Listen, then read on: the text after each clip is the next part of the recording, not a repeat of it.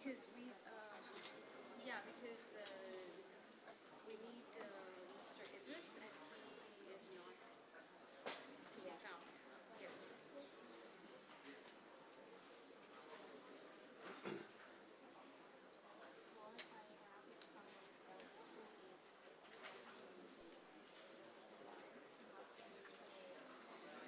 But I think they're together.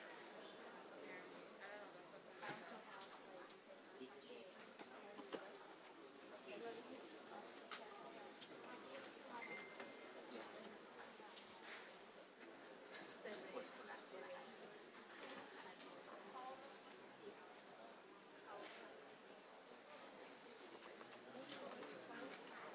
Sorry, my only copy, so if you would refer it.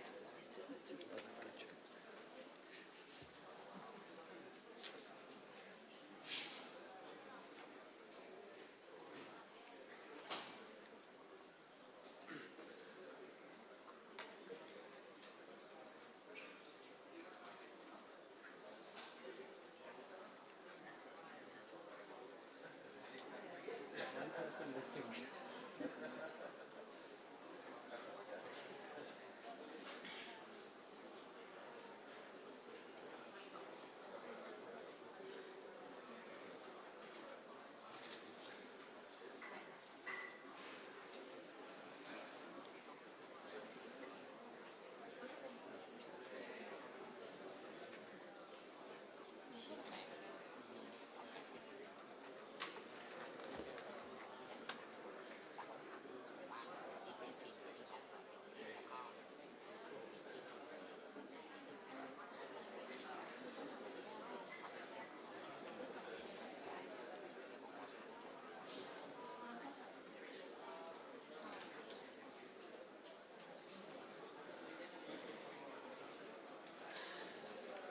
Who's trying to locate that person? I think Madhu.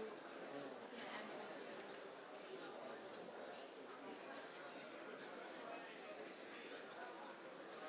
Maybe afternoon.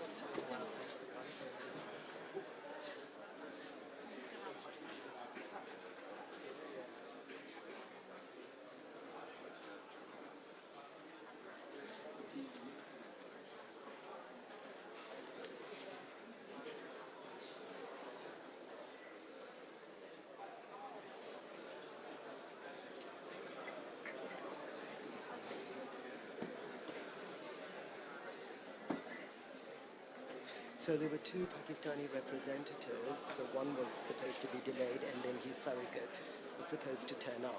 But now the surrogate hasn't turned up as well. So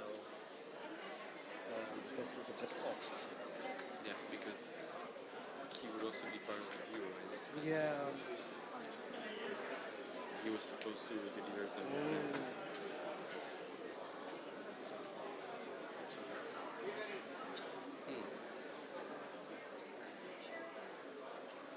But they're having a little powwow there. I hope somebody communicates something to me at some point. Yeah.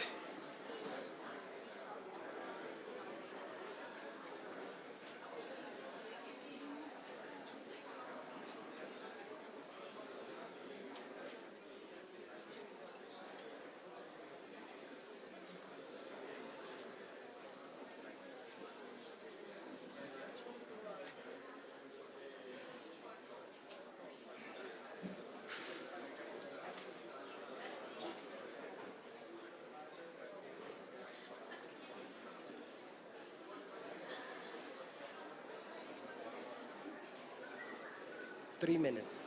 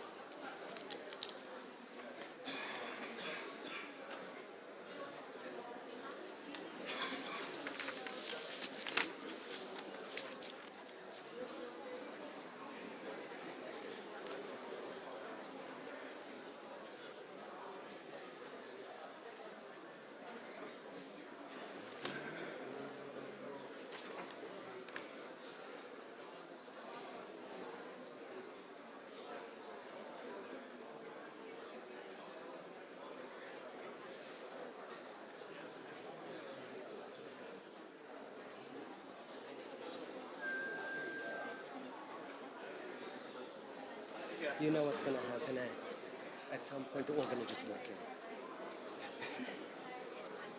Hope so. Is the ambassador of Pakistan? Come, you have to come. Don't give signs. You have got to come and tell me who's coming.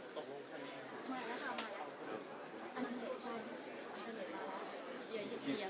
Yeah, he's here. So what is the name So of which the one is it? Alternate, the alternate person. The name.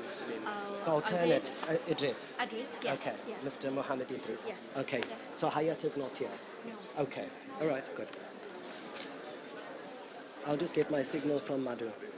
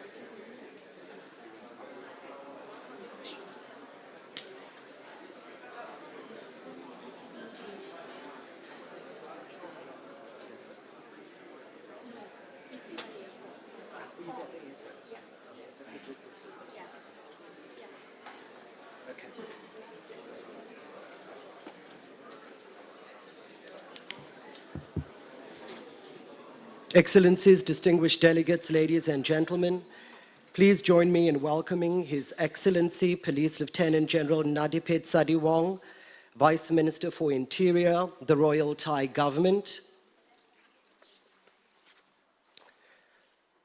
Mr. Mohammed Idris, Member of the National Disaster Management Authority, Government of Pakistan, Dr. Shamshad Akhtar, Undersecretary General of the United Nations and Executive Secretary of ESCAP, and Ms. Tiziana Bonapace, Director of Information Communication Technology and Disaster Risk Reduction Division. Thank you.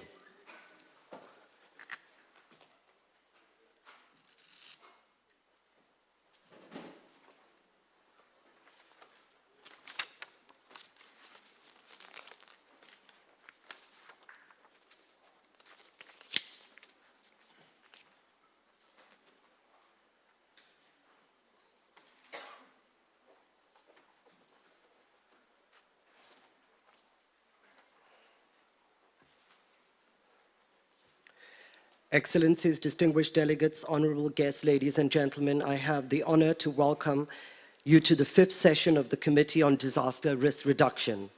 It is indeed my honor to invite the Undersecretary General of the United Nations and Executive Secretary of ESCAP, Dr. Shamshad Akhtar, to deliver her welcome remarks.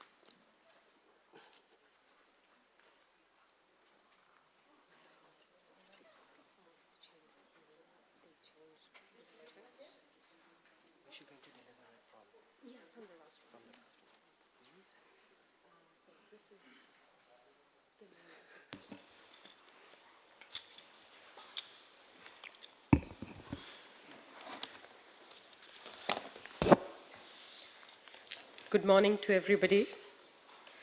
Let me recognize His Excellency Nandapet Nitwong's Vice Minister for the Interior, Royal Thai Government, His Excellency Lieutenant General Omar Mahmood Hayat, Chairman of National Disaster Management Authority of Government of Pakistan, who should be joining us shortly.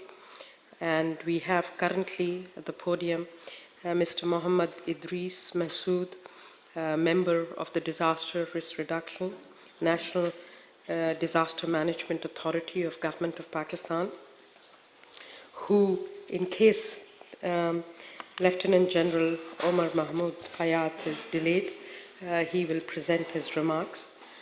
Distinguished delegates, our members here, ladies and gentlemen, 2017 has been another year where once again we have witnessed tragic disasters. Typhoon Hato cut across Hong Kong, and Macau, and then stretched all the way to Vietnam. Torrential monsoon rains descended on Bangladesh, India, and Nepal. Tropical cyclones Harvey, Irma, and Maria hit the Caribbean and southern parts of the United States. Mexico suffered an earthquake which registered 7.1 Richter scale. Too many lives have been lost again. The devastating scale of the damage and its impact on livelihoods and the global economy cannot be understated. It has reversed development gains and jeopardized the outcome of many years of work by communities, governments, and development organizations. The 2030 Sustainable Development Goals recognizes the ravaging and all-pervasive impacts natural disasters can have. They incorporate the principle of disaster risk resilience, so central to the broader objective of leaving no one behind. Disaster resilience approaches, frameworks, and tools must protect everyone, including those who live in the so-called last mile, those who are vulnerable and digitally disconnected. Protecting livelihoods from the impact of disasters must move up the policy agenda.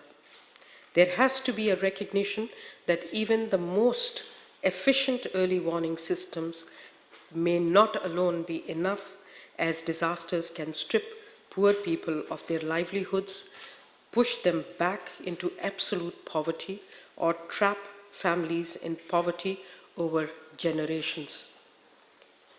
Innovative sources of disaster risk financing are therefore essential to support early warning systems and to build resilience. Allow me to, at least for my part of the remarks, focus on 3 insights and provide 2 policy proposals from the upcoming 2017 Asia-Pacific Disaster Report called the APDR, which will then be presented, of course, by Tiziana, the Director of Disaster Risk Reduction and ICT Division. So my first point is, as the region continues to develop quickly, risk appears to be outpacing resilience. The greatest impacts of disasters are in countries which have the least capacity to prepare or respond to them effectively.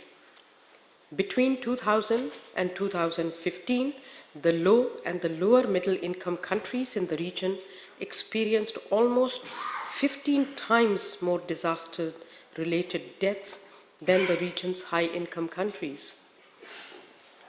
Beyond the terrible human cost, our research indicates that over the SDG implementation period, 40% of global economic losses from disasters will be in Asia and the Pacific, while the region accounts for around 36% of global GDP.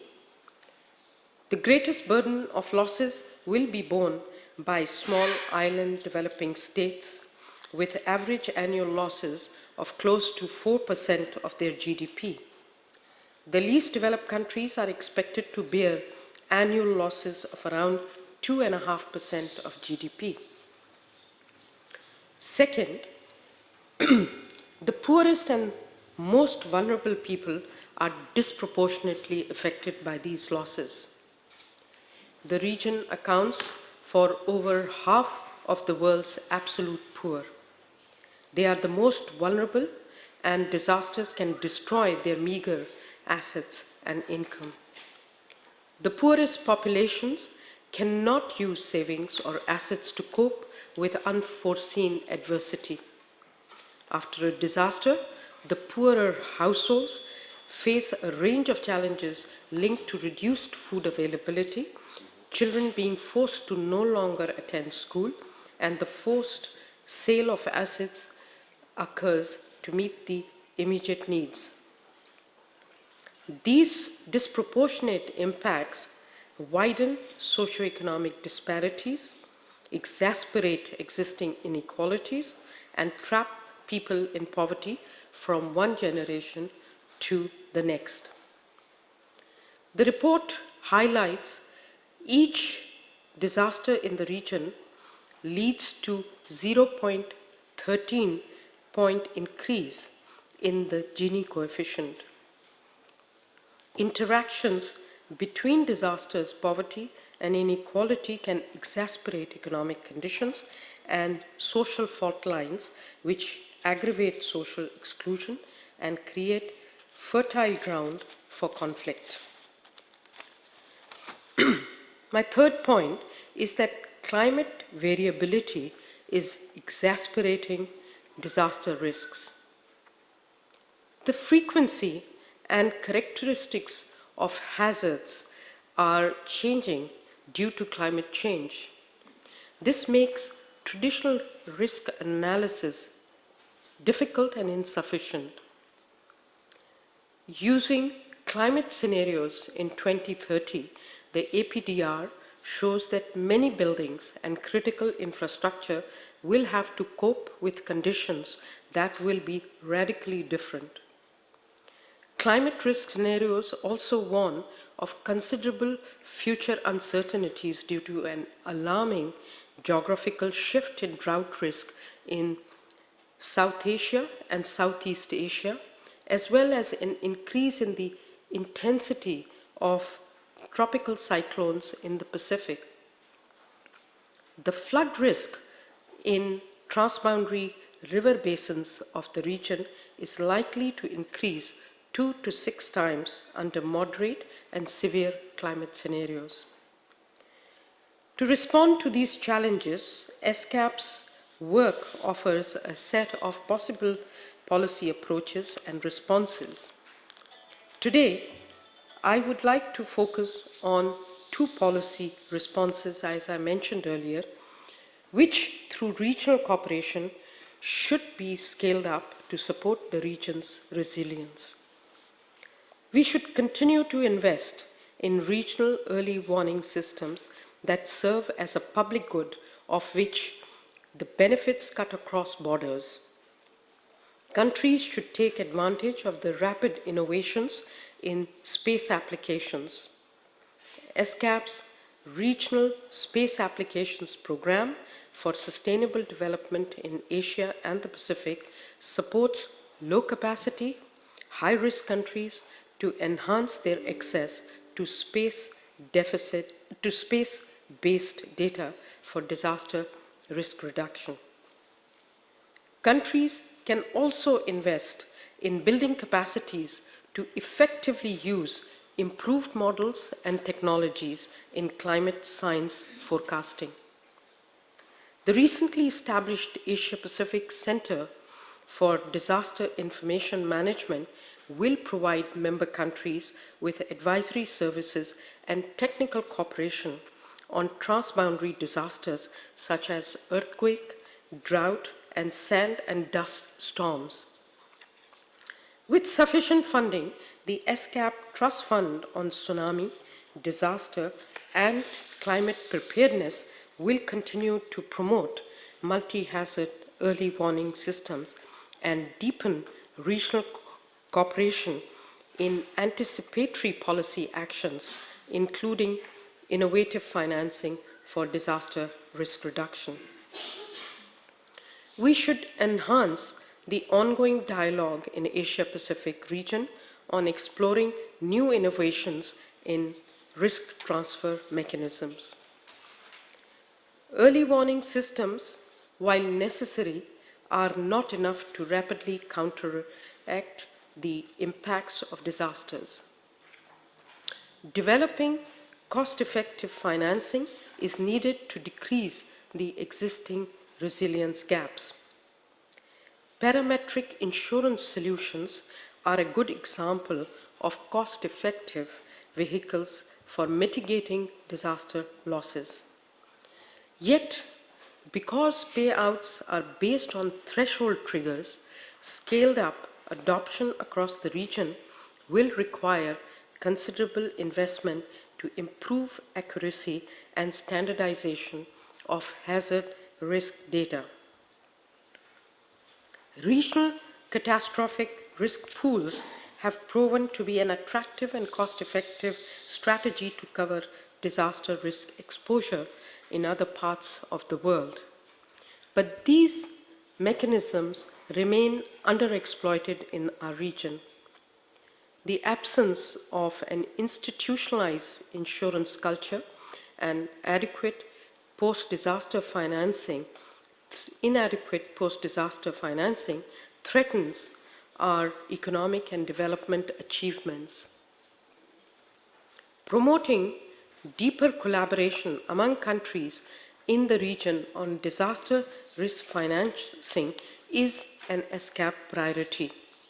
To conclude, the story of disasters in our region is of shockingly high levels of damage and loss of life. But it is also one of a region using measures such as risk-sensitive investments, disaster risk transfer mechanisms, resilient infrastructure, and better preparedness initiatives. Going forward, we cannot lose this momentum. This Committee of ESCAP offers a platform to strengthen existing mechanisms and research for disaster risk reduction, to systematically use all the tools, innovations, and technological advances available at our disposal. I propose establishing an Asia-Pacific disaster resilience network that can bring together all elements of ESCAP's current and future work in this area in a coherent manner. It will support the implementation of ESCAP's regional roadmap on the SDGs and help prepare the next Asia-Pacific Forum on Sustainable Development, which will be held in March 2018. As we strive to implement the Sustainable Development Goals in the region, let us take full advantage of the Asia-Pacific Disaster Resilience Network to support the ongoing efforts of ESCAP, its partners, and the member states. As the regional arm of the United Nations, ESCAP stands ready to provide its multilateral platform to share knowledge, promote capacity building, engage in substantive policy dialogue, and build consensus on the way forward towards our common goals. I'd like to emphasize again, disaster risk reduction in Asia-Pacific is inextricably linked with sustainable development. The convergence of the global agendas offers us unprecedented opportunities towards building resilience in the region. My hope is that this meeting will represent an important step in our collective journey towards a future where sustainable development and disaster risk reduction are addressed in a holistic, integrated manner. I look forward to the outcomes of your deliberations and wish you a successful session. Thank you for being here and look forward to your ideas and support going forward in this very critical area. Thank you to everybody for being here.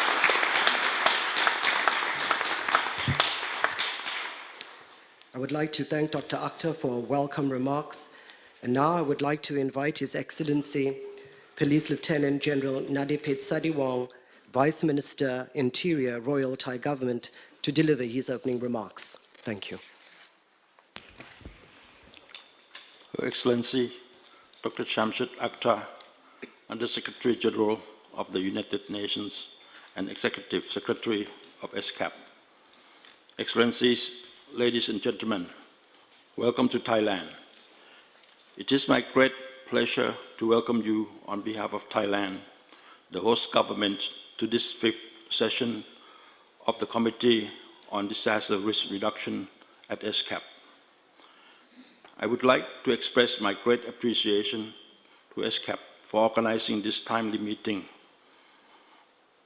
With the economic cost of disasters on the rise all over the world, the Committee on Disaster Risk Reduction is an important forum for member states in Asia-Pacific to share experiences and to jointly identify effective practices and solutions. Excellencies, the news channels and social media have relayed the devastation from the aftermath of hurricanes that made landfall in parts of the Caribbean and the United States. We are also concerned by the images of the looming volcanic eruption threatening our close neighbor. Over 100,000 people evacuated their villages in Bali, Indonesia, while Vanuatu, further afield, is dealing with the same threat. These are just a few stark reminders of the potentially devastating effects triggered by natural hazards. Like many other member states across the Asia-Pacific region, Thailand is regularly exposed to heavy accumulated impacts from natural disasters, both large and small, as illustrated by the severe flooding experienced in the south of my country in May and in the northeast in August of this year. On the 2nd of August 2017, at least 10 provinces, mostly in the northeast, were affected by floods and flash floods. With all this worrying news, let me take this opportunity to compliment ESCAP on its 2017 edition of the Asia-Pacific Disaster Report, which, as I understand, will be launched at this session by ESCAP Executive Secretary Dr. Shamshad Akhtar. I have had the opportunity to review its key findings, and I can say that Thailand shares the concern that disaster risk is a dynamic phenomenon and that managing such risk is increasingly complex. We do agree that disaster risk is outpacing resilience, but we also share the hope that innovative technologies and advances in science will give us the tools that will ensure we leave no one behind as we move up the development ladder. This knowledge product will be of immense value for the countries in our region. While many disasters are unpredictable, many can be anticipated. And Thailand is prioritizing investments in measures that strengthen resilience, particularly in our most vulnerable communities in rural areas. We are also making sure that such efforts are fully integrated into longer-term development plans. Earlier this year, during the 73rd ESCAP Commission session, Mongolia and Thailand joined efforts by putting forward the ESCAP Commission's Resolution 73/7 on enhancing regional cooperation for the implementation of the Sendai Framework for Disaster Risk Reduction 2015 to 2030 in Asia and the Pacific. It invites ESCAP member states, together with its development partners, to enhance the implementation of the Sendai Framework for Disaster Risk Reduction 2015 to 2030 and relevant initiatives, including the Bangkok Principles for the implementation of the health aspects of the Sendai Framework. Distinguished delegates, ladies and gentlemen, regarding regional collaboration on early warning, Thailand is an active member of both the ESCAP, the WMO Typhoon Committee, and the WMO ESCAP panel on tropical cyclones. My government is pleased that an effort is underway to strengthen collaboration between these two platforms through multi-hazard synergized standard operating procedures, with financial support from the ESCAP Multi-Donor Trust Fund for Tsunami, Disaster and Climate Preparedness in Indian Ocean and Southeast Asian countries. My government helped create the Trust Fund for Tsunami, Disaster and Climate Preparedness in 2005 through a founding contribution of $10 million. And we believe that it focused on strengthening early warning systems for coastal hazards is as relevant as ever, taking into account the additional risk brought about by climate change.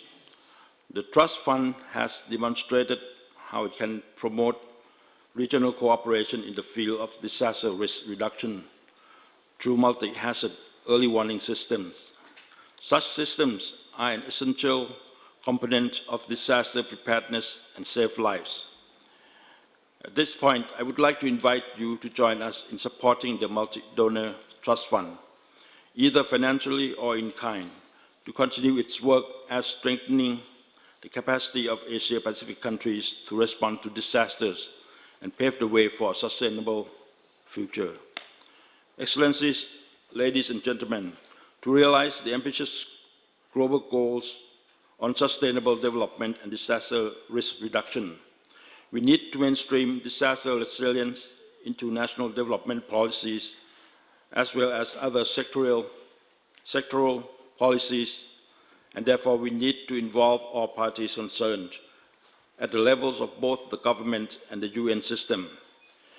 It is clear that at the regional level, the United Nations systems and regional commissions have a significant role to play in creating, enabling policy frameworks and promoting collaboration across specialized agencies, especially in mainstreaming disaster risk reduction best practices, strengthening early warning system, providing clear framework and technical guidelines for scaling up innovations and tested approaches.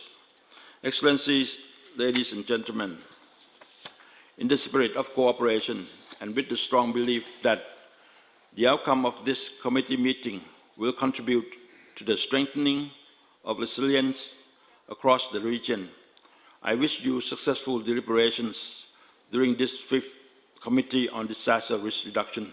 Thank you.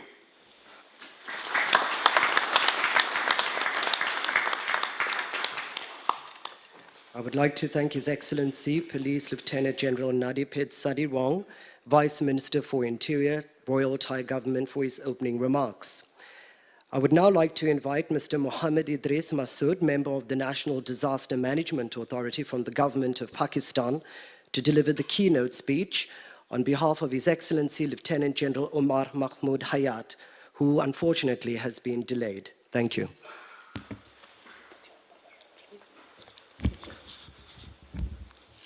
Her Excellency, Madam Shamshad Akhtar, Under-Secretary General of the United Nations and Executive Secretary ESCAP, His Excellency the Vice Minister for Interior, Kingdom of Thailand, delegates, distinguished guests, ladies and gentlemen, Assalamu alaikum and a very good morning. At the outset, let me express our heartiest felicitations to the United Nations Economic and Social Commission for Asia and the Pacific for organizing fifth session of the Committee on Disaster Risk Reduction and for being able to continuously provide leadership to the agenda of resilience in the region. We in Pakistan seek inspiration and guidance from ESCAP's good work to create an atmosphere for resilience building in our country. Ladies and gentlemen, as you may be aware, Pakistan, due to its diverse topographical and demographic settings, is vulnerable to a host of natural and human-induced hazards, hydrometeorological disasters in the country, mostly induced by climate change phenomena, have not only become more unpredictable, but their frequency has increased manifold. The economic and social losses caused by these disasters in Pakistan run into billions of dollars. We have incurred losses to the tune of $18 billion since 2010 due to floods alone. In the wake of disasters, as a normal practice and out of compulsion, the government diverts development funds and precious resources for relief, response, and subsequently for reconstruction of damaged infrastructure and facilities. This is what Pakistan also had to do in the wake of 2005 earthquake and floods 2010 and afterwards. After having experienced recurrent disasters, we shifted our focus towards disaster risk reduction and preparedness. We established institutional mechanisms in the form of National Disaster Management Authority and similar structures at provincial and local levels. To be able to systematically address our emerging challenges, in line with our national and international obligations, we formulated national policy documents and implementation frameworks, including National DRR Policy and National Disaster Management Plan for a 10 years prospective period, to provide direction and guidance to all stakeholders for effective DRR-related interventions in the country. Implementation of the plan has been started and national-level roadmap for NDMP has since been formulated and shared with all relevant stakeholders for compliance. We have already completed macro-level risk assessment of entire country, while we are now going for GIS-based micro-level multi-hazard vulnerability assessments down to the Union Council level. 5 districts have already been completed. I would also like to express our desire to share our experiences with the member countries utilizing the platform of ESCAP. We are also working on developing risk financing mechanisms and disaster insurance mechanisms. We have also developed national framework for micro-level insurance mechanism for the insurance industry to follow and seek guidance from. We have also created a dedicated gender and child cell to take care of vulnerable segments of population during disaster risk reduction, policy formulation, and disaster response. Pakistan has initiated implementation of Sendai framework for action, and first country DRM status report has already been submitted to UNISDR, highlighting the progress achieved so far under its priority actions. NDMA Pakistan remained part of various activities related to disaster management, including 6th Ministerial Conference on DRR, 3rd World Conference on DRR, Regional Consultative Committee meetings on DRR. It hosted International Conference on sharing experience and developing regional hazard and risk picture, and has hosted 3 meetings of regional technical groups of disaster management confidence building measures under the Istanbul process Heart of Asia. Similarly, we believe there is a need for stronger and active cooperation within the neighborhood and among the regional countries. Ladies and gentlemen, as already underscored, we highly appreciate UNESCAP's role for addressing regional needs and challenges and ensuring coherence by bringing together mechanisms and initiatives. We hope that ESCAP's efforts will further strengthen to regional knowledge sharing mechanism. We have firm belief that the multi-sectoral platform to support DRR will bring harmony and synergies in our actions at regional level that would ultimately be contributing to global good. Early warning system is most important within the regional perspective and needs due consideration in Asia and the Pacific region due to the frequent hydrometeorological disasters and increasing vulnerabilities recreated by the climate change impacts. It will enhance the capabilities of the countries in the region for effective response to any disasters. NDMA completely supports ESCAP's initiatives for developing strategies and mechanisms for cooperation and disaster risk reduction at regional level.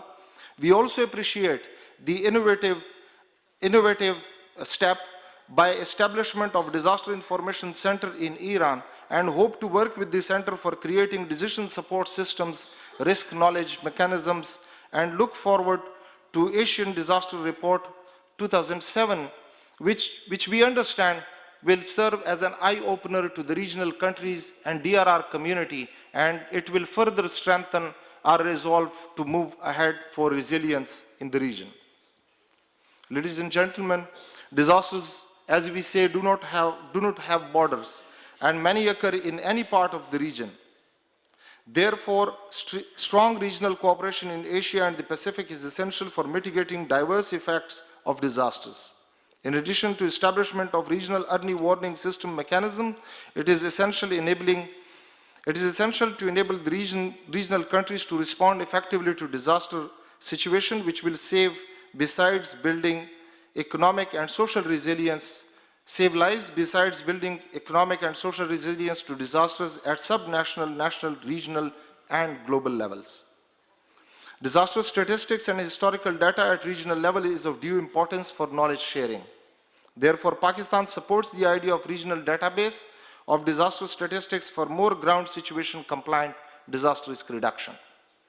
Pakistan is ensuring consolidation of past experiences and existing capacities of all institutions to meet entire spectrum of disaster management in competing resource-constrained environment through a comprehensive, professional, and proactive approach to meet the desired end in the state's defined National Disaster Management Plan and policy, in alignment with SFDRR 2015-2030. We hope to receive continued enhanced support from our regional friends and development partners, particularly from ESCAP, in our aim of making Pakistan a resilient country that is also able to positively contribute to the resilient region. I thank you all.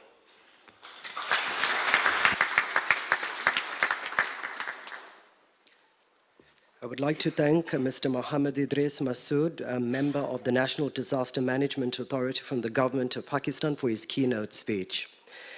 And now I would like to invite Ms. Tiziana Bonaparte, Director of the Information, Communication, Technology and Disaster Risk Reduction Division, to introduce the key findings of the 2017 edition of ESCAP's biannual Asia-Pacific Disaster Report.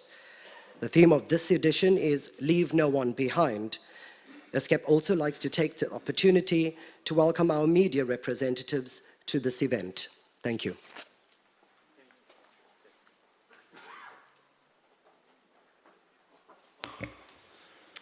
Excellencies, ladies and gentlemen, good morning.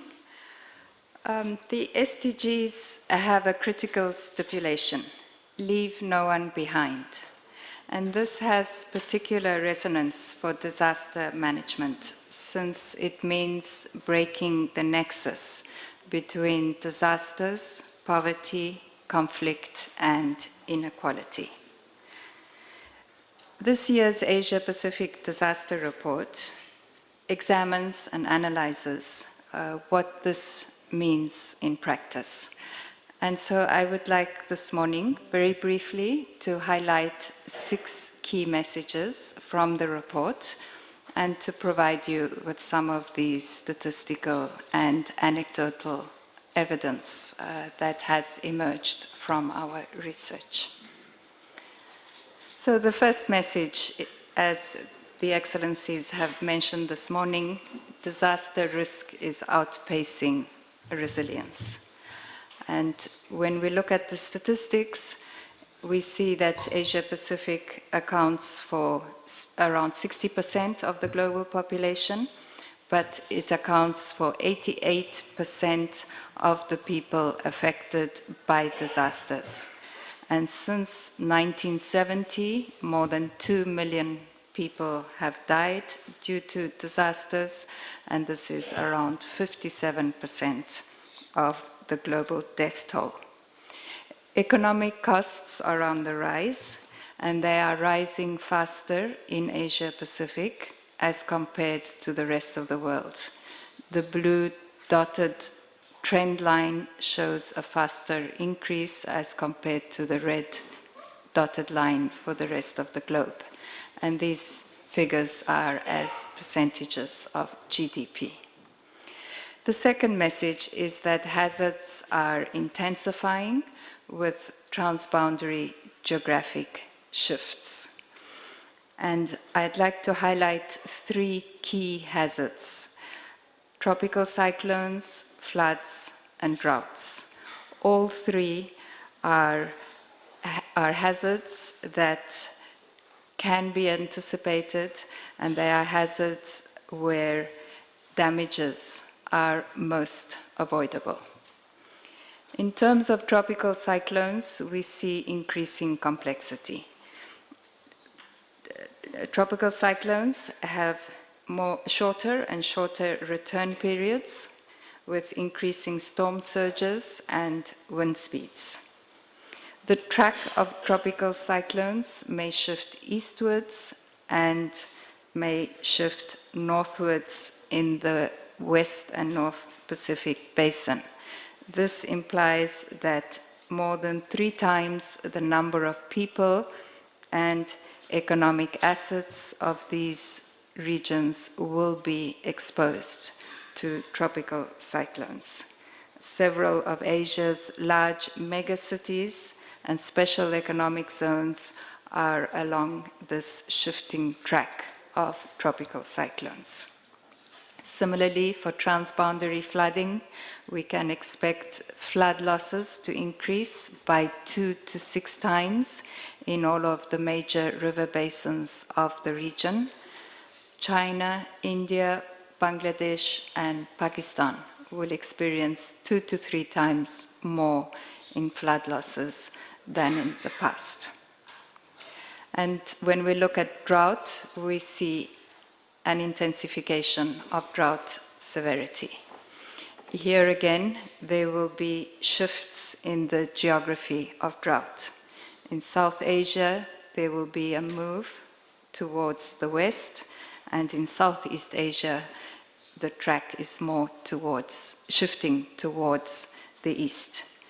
And the implication of this is that the drought risks will emerge in areas that do not have significant experience in managing droughts in recent history.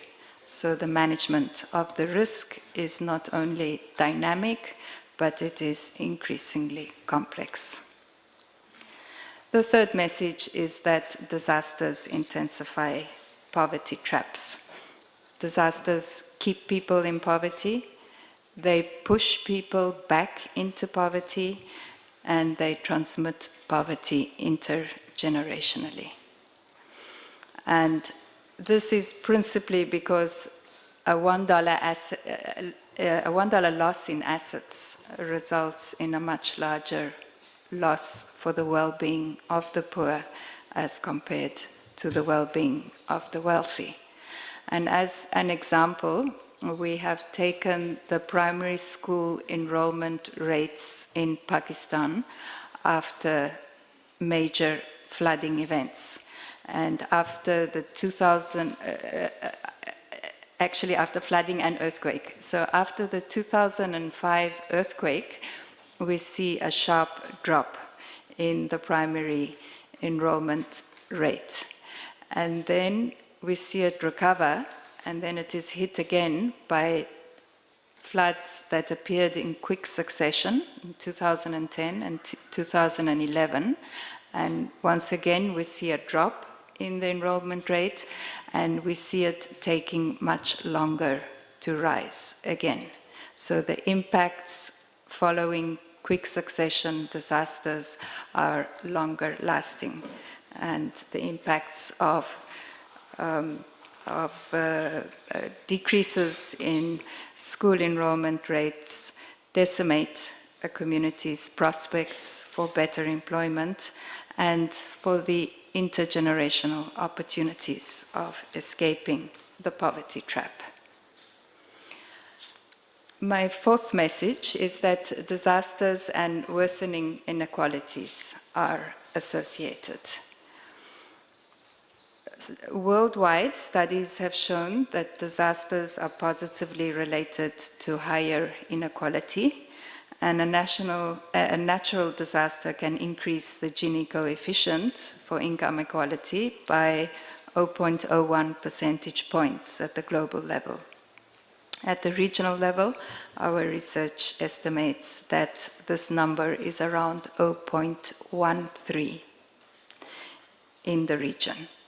And when we look at the situation in urban centers, we see that urban centers, megacities that are at extreme disaster risk are also those that experience higher inequalities.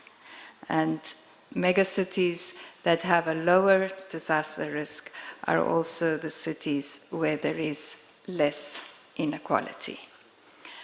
And this is a map that shows that most of these extreme high-risk areas are along coastlines, and they are also the areas where we can expect in future that there will be a 50% rise in population over the next decade, over the next SDG implementation period.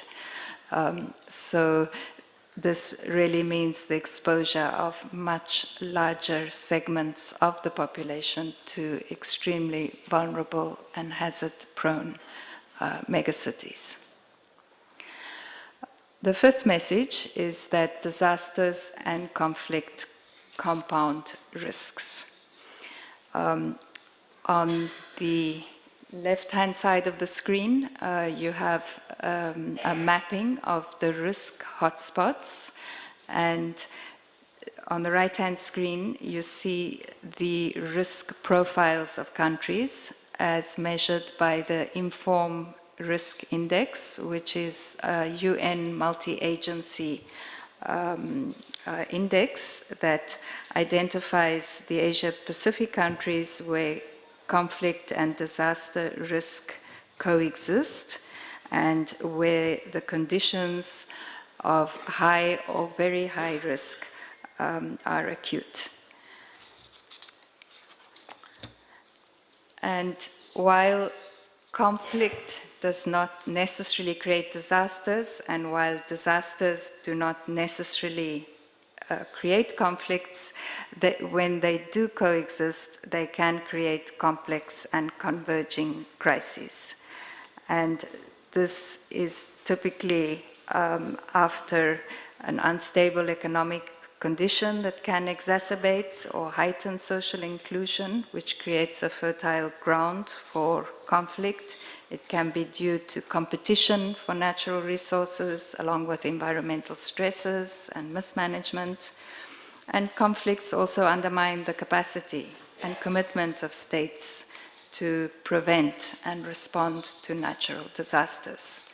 And so there is the potential for a vicious circle to be triggered. And so we have looked at pathways to prevention, and we have proposed, within the context of a macroeconomic stable environment, programmatic areas where interventions can be made to address and to break the potential for the conflict and multiple crisis nexus. And these interventions are on the economic side, on the social side, and on the environmental and disaster resilience areas as well. And the final message is that there is tremendous scope to retool and relearn disaster risk reduction through regional cooperation. We have heard many times disasters have no borders. Regional cooperation can augment the impacts of our interventions.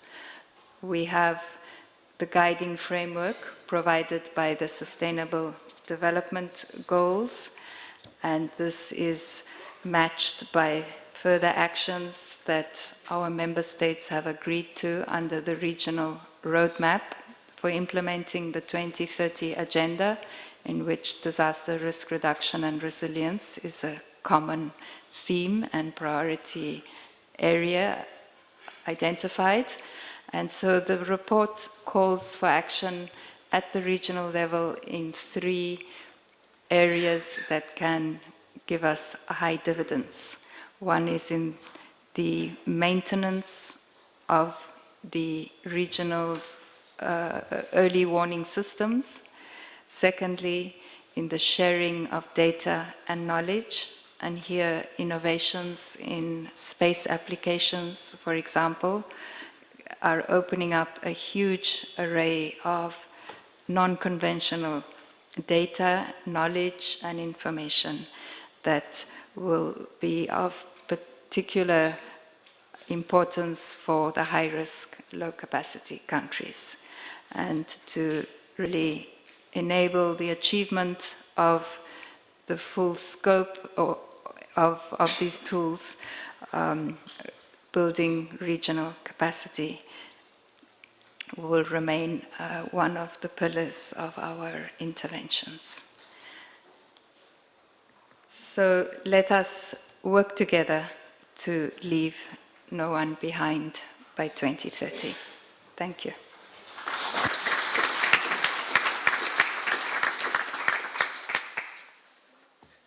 On behalf of all of the distinguished delegates present at this committee session, I would like to thank Ms. Bonapace for this most insightful presentation. I would now like to invite Dr. Akhtar to present copies of the Asia-Pacific Disaster Report 2017 to the dignitaries at the rostrum.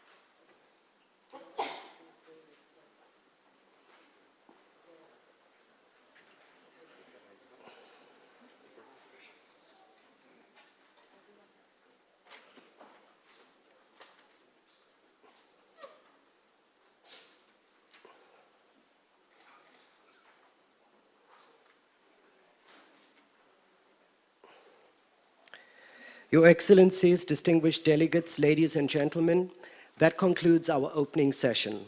We shall now adjourn. Heads of all delegations are invited to join ESCAP's Executive Secretary, Dr. Shamshad Akhtar, for a group photograph.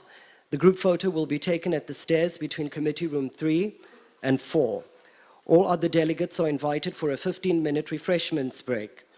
At 10:15, we shall proceed with the next item on our agenda, which is agenda item 2, election of officers. All delegates kindly remain seated while the dignitaries leave the rostrum. Thank you.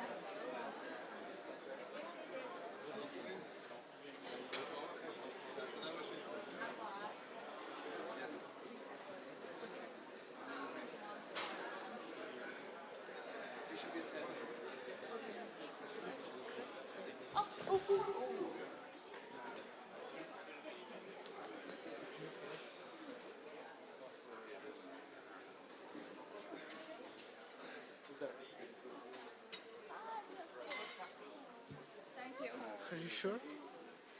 Okay.